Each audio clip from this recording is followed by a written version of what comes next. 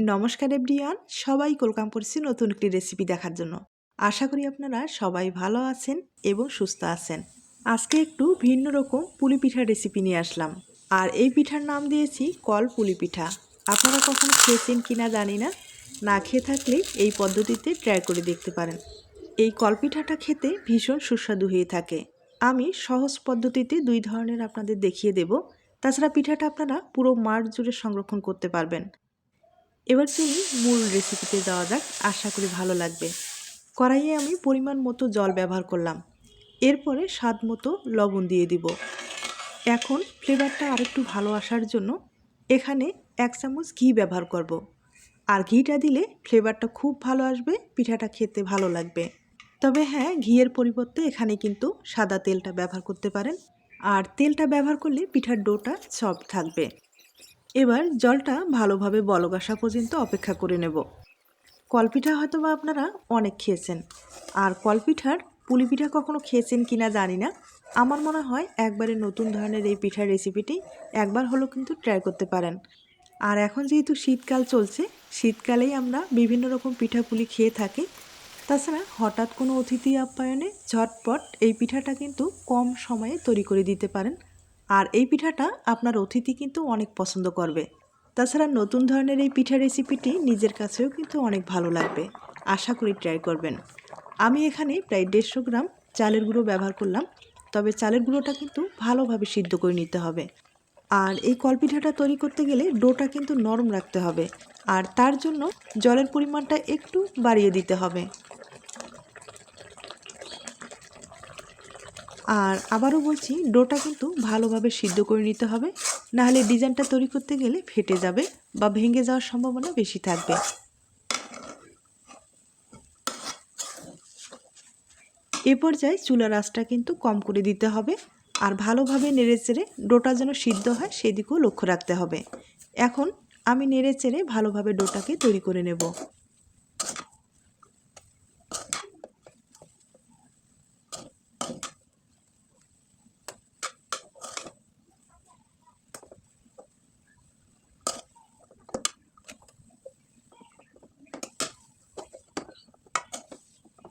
ডোটা আমি তৈরি করে নিলাম, তবে হাত দিয়ে এভাবে একটু চেক করে দেখতে পারেন ডোটা হয়েছে কিনা।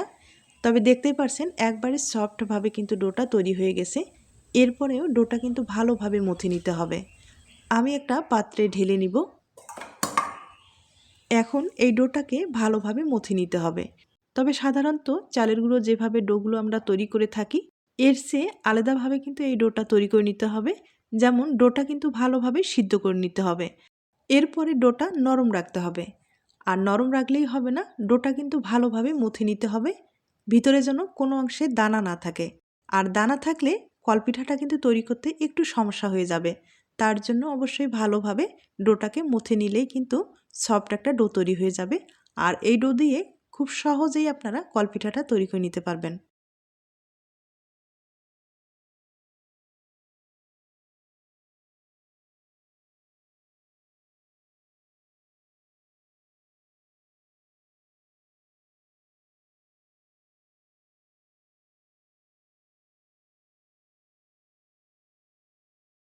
ডোটা আমি খুব ভালোভাবে তৈরি করে নিলাম, একবারে সফট একটা ডো তৈরি করে নিলাম।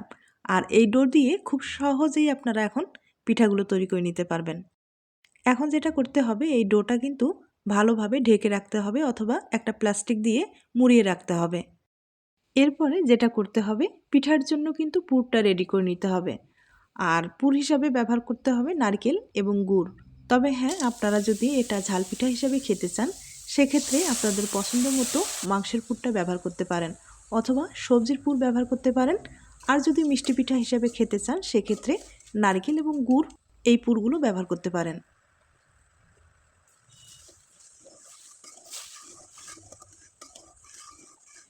আমি গুড় ব্যবহার করলাম, তবে গুড়টা একটু শক্ত, তার জন্য একটু জল ব্যবহার করলাম। আর ফ্লেভারের জন্য 2টা এলাচ ব্যবহার করলাম। আর কিছুটা পরিমাণে নারকেল কোড়ানো ব্যবহার করলাম, 2 চামচ গুঁড়ো দুধ ব্যবহার করলাম। এবার নেড়ে চেড়ে পুরটাকে একটু শুকনো করে তৈরি করে নেব। আর এভাবে তৈরি করলে পুরটা খেতে ভালো লাগবে।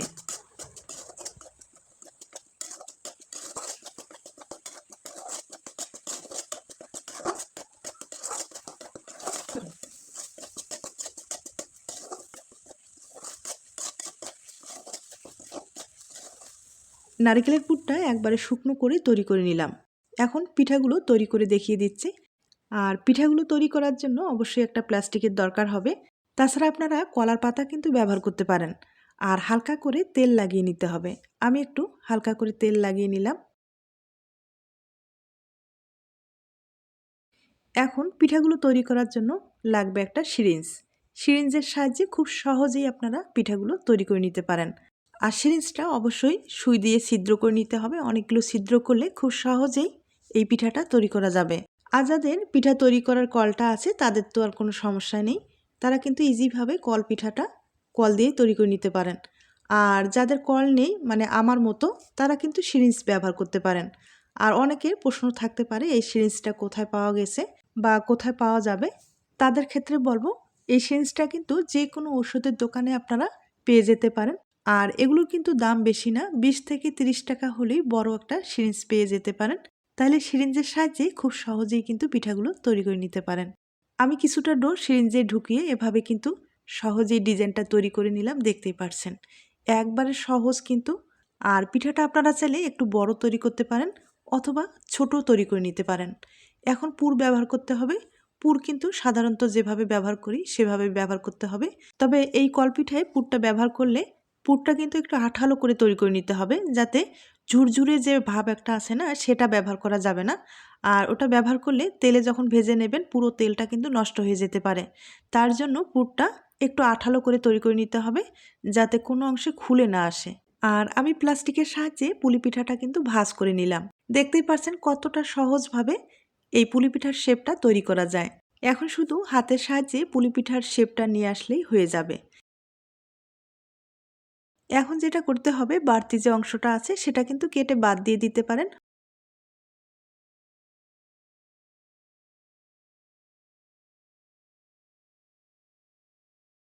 পুলি পিঠাটা কিন্তু রেডি হয়ে গেছে, দেখতেই পারছেন।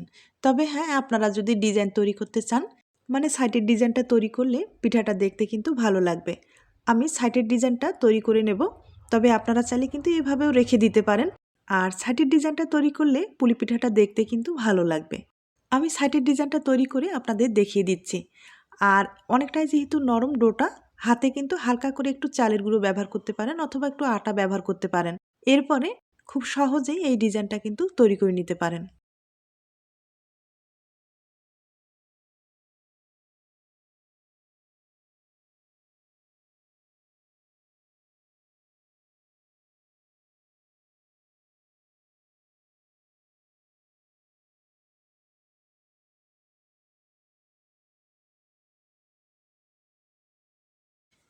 আমি আপনাদের একটা পিঠা তৈরি করে দেখিয়ে দিলাম। দেখতেই পারছেন কতটা সহজভাবে তৈরি করা যায়।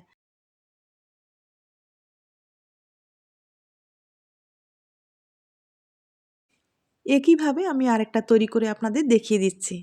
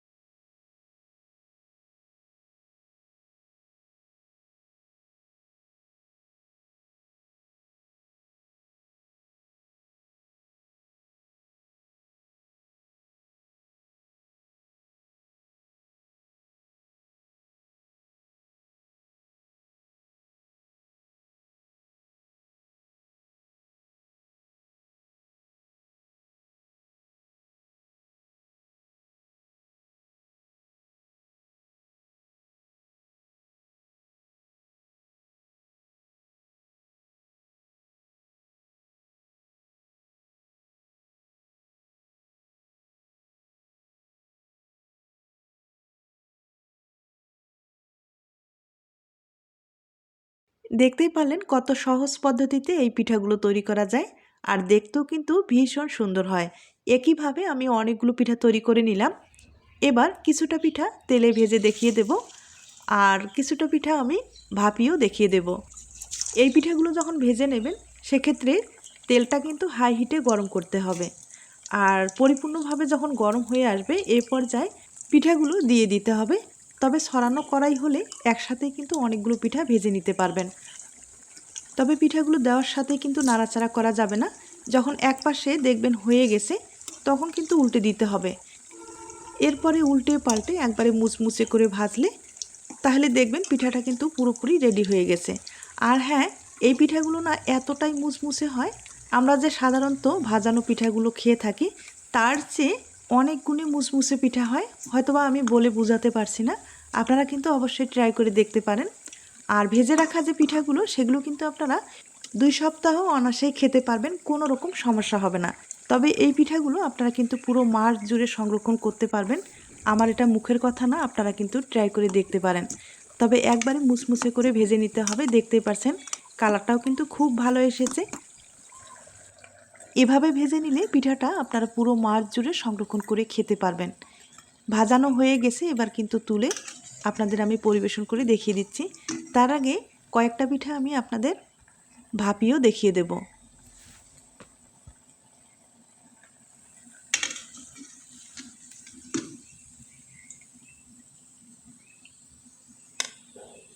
আমি একইভাবে কয়েকটা পিঠা ভেজে নিলাম। এবার কিছুটা পিঠা আমি ভাপিয়েও আপনাদের দেখিয়ে দিচ্ছি। আমি আগে থেকেই পাত্রে জল বসিয়েছি, জলটা ভালোভাবে বলক এসেছে। এবার একটা ছিদ্রযুক্ত প্লেটে কয়েকটা পিঠা আমি দিয়ে দিলাম। আর অবশ্যই একটা ঢাকনা ব্যবহার করতে হবে। আর ডোটা যেহেতু আগেই ভালোভাবে সিদ্ধ করা হয়েছে, তার জন্য বেশি কিন্তু সিদ্ধ করতে হবে না। 5 মিনিটের মতো হাই হিটে ভালোভাবে সিদ্ধ করলেই কিন্তু হয়ে যাবে। আমি 5 মিনিটের মতো ভালোভাবে সিদ্ধ করে নিলাম। আর এখন আপনাদের পরিবেশন করে দেখিয়ে দিচ্ছি। প্রথমে ভেজে রাখা পিঠাটা আমি 2টা আপনাদের ভেঙে দেখিয়ে দিচ্ছি। আর পিঠাটা ভাজানোর পরে দেখতেই পাচ্ছেন কালারটা কিন্তু খুব ভালো এসেছে, একবারে মুচমুচে হয়েছে। আর ভিতরের যে পুরটা রয়েছে না, পুরটাও খুব ভালোভাবে ভাজানো হয়েছে, দেখতেই পাচ্ছেন। একইভাবে আমি আরেকটা ভেঙে দেখিয়ে দিচ্ছি।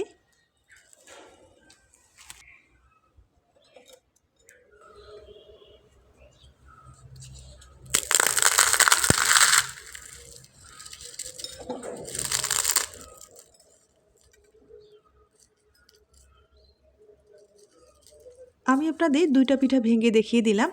এবার যে ভাপানো পিঠাটা সেটাও কিন্তু একটা ভেঙে দেখিয়ে দিচ্ছি। তার আগে ছোট্ট একটা রিকোয়েস্ট থাকবে, পিঠার এই রেসিপিটি আপনাদের কাছে ভালো লাগলে বা আপনার কোনো উপকারে আসতে পারলে অবশ্যই একটা লাইক দিতে ভুলবেন না। তাইলে আজ এ পর্যন্ত, নতুন কোনো রেসিপির সাথে আবার দেখা হবে। নতুন রেসিপির জন্য সবাইকে আমন্ত্রণ রইল। সবাই ভালো থাকবেন, সুস্থ থাকবেন এবং নিরাপদে থাকবেন।